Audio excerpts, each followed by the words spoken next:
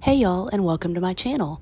In today's video, I want to show you how I recreated some really pretty lace earrings for a fraction of the cost. I came across these earrings one day as I was perusing through my Instagram, and I really liked the look of them, but they wanted $70 for them. And I knew I could make them for less, so I went to my local Joann and found some really pretty lace, very similar to what was in the picture. And so really you just need the lace and some fabric glue and some earring backs.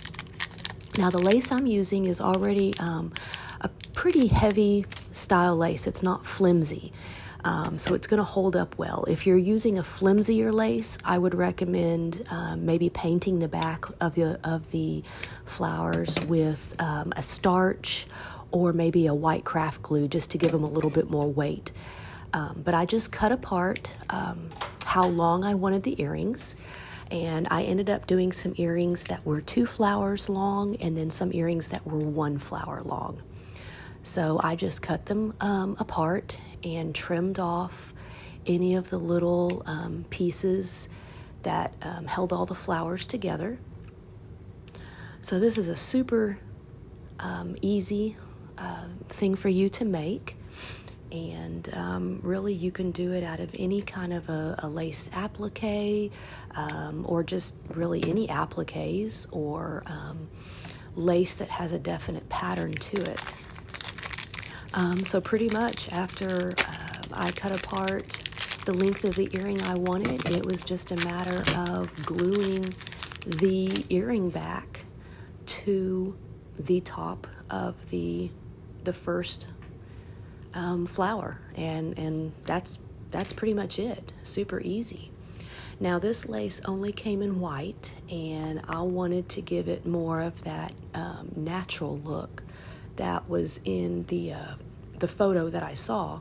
So I'm going to tea dye some of it, which this is a cotton lace, so you could definitely dye it to any color that you wanted.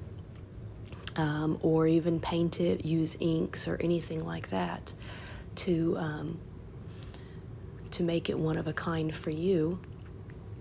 But the tea dyeing is super easy, and just requires basically you to brew a cup of tea and then put the lace in the tea for a little while, just depending on how dark you wanted the lace.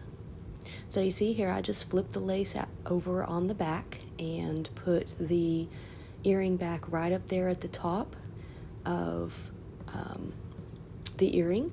So I didn't want a whole lot of like lace or anything up over my ear, so I just put it at the very top, and then just let it dry for the drying time on the glue.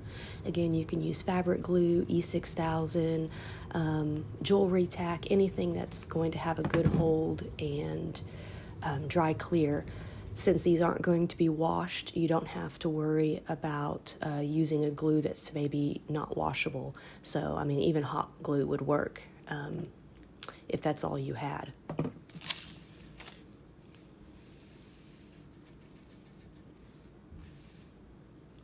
So here you see I have my cup of tea, and just going to be tea dyeing it. Now I did accidentally brew my cup of tea with peppermint tea, which actually gave it a little bit more of a greenish tinge. So I went back and re-dyed it with just a regular like iced tea bag to give it more of the brownish tinge. But I left it in there for about 5 minutes or so.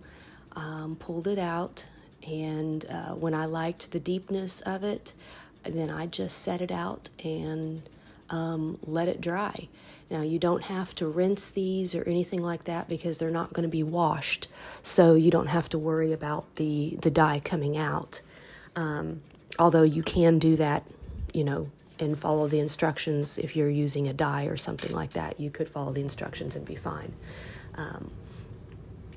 But you see here that dye gave it a little bit more of a greenish tinge, so I did go back off camera and re-dye them with like a Lipton iced tea bag. But just leave them in for as long as you want for the dark color you want. Let them dry, and then you're going to do the same thing with the gluing of the earring back on the back. These are how it turned out.